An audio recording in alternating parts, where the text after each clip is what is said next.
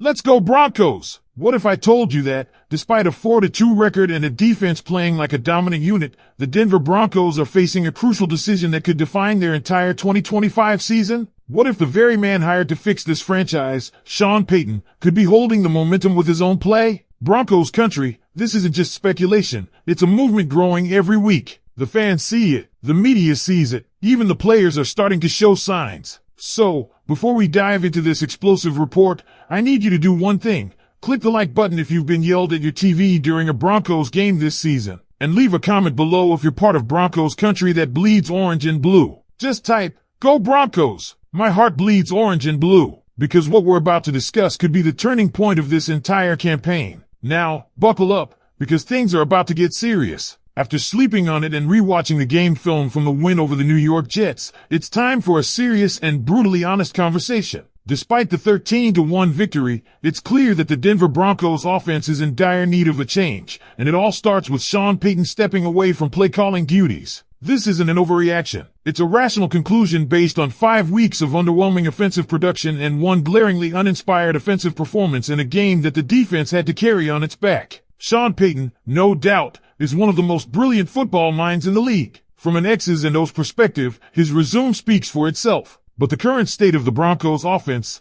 predictable, stale, and, frankly, ineffective, tells us everything we need to know. The time has come. Payton must relinquish play-calling responsibilities, whether to Joe Lombardi or Davis Webb, if this team wants to compete at a high level for the remainder of the 2025 season. Why now? Because this defense can't keep bailing out the offense every single week. 9 sacks, 15 quarterback hits, 7 tackles for loss, and the Jets managed a -10 passing yards. That kind of defensive dominance won't be repeatable against playoff contending teams like the Cowboys, Chiefs, Jaguars, or Chargers. It's not sustainable. Even a struggling team like the Raiders would likely pose a greater offensive threat than what we saw from the Jets. And fans know it. The criticism isn't just coming from local supporters, it's echoed across NFL media. Newsweek and countless fans on social media tore into Payton's play calling, particularly one baffling 3rd and 10 call in the third quarter where he dialed up a 3-yard run to fullback Adam Prentice. The result? Punt. And that was just one of 4 3-and-out drives in a second half that saw the offense score a measly 3 points. Add to that a safety caused by a holding penalty on Quinn Meinerz, one of the most disciplined linemen on the team,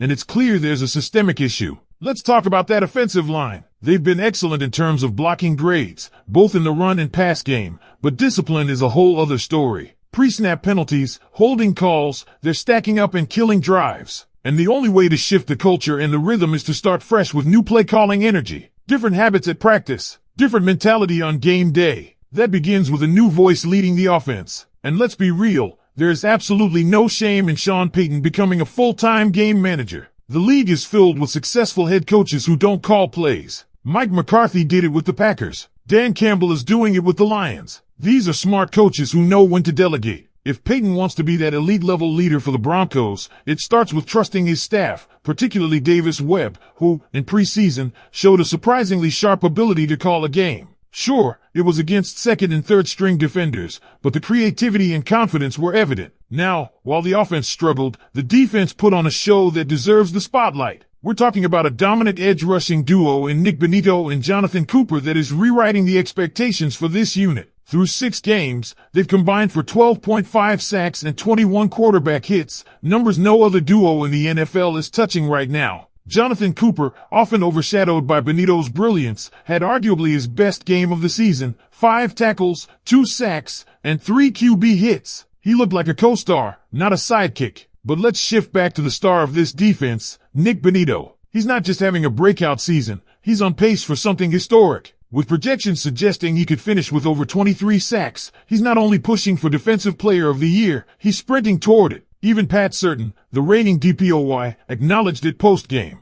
Bonitto is outplaying the likes of Myles Garrett, TJ Watt, Max Crosby, and Micah Parsons right now. The guy is doing it all, and on a bargain contract compared to his peers. He's delivering elite production without elite pay, which is music to the ears of any front office exec. Because here's the deal, if Sean Payton continues to call plays with the same approach we've seen through 6 weeks, this team is going to waste what might be one of the most elite defenses in recent franchise history. That's not hyperbole. We're witnessing a defense that could potentially challenge the 1985 Chicago Bears all-time sack record of 72. That's right, the Denver Broncos defense is currently on a trajectory to shatter a record that stood for 4 decades. Let that sink in. We're not just talking about sacks either. This defense is applying relentless pressure. It's a unit that flies to the football, hits quarterbacks like a freight train, and collapses pockets before plays even have time to develop. And it's not just the edge rushers. We're seeing consistent contributions from every level, run stuffing in the trenches, intelligent linebacker play, and sticky coverage in the secondary. This defense is championship caliber. Full stop. So how do you support a defense that good? You give them an offense that can stay on the field. You give them a coordinator who isn't calling draw plays on 3rd and 10 from your own 18-yard line.